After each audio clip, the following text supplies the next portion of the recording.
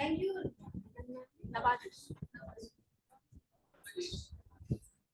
Thank you, Navajis, for giving me this golden opportunity to speak in front of all of the students and classmates present in the class. It's my pleasure to deliver speech in front of all of you. My greetings to everyone present here in the classroom.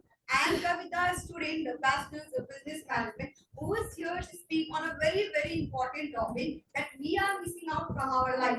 That is discipline. Discipline is like the rail track that makes sure that a person does not get derailed. It's more over concerned with the consistency. Like ensure that we are putting up effort every day, the outcome of which will ultimately get one day, not today, but tomorrow. And that will what will reflect the success in our life. We should make sure, we should ensure that we have this habit of discipline not only after once we get success, but also when we after we are successful in our life. Let's take the example of the CEO of Facebook, that is Mark Zuckerberg, or the owner of Microsoft, that is Bill Gates. They are they are disciplined not only after they have been successful, but also after it. They are every day they wake up at time. They do things that they have to do.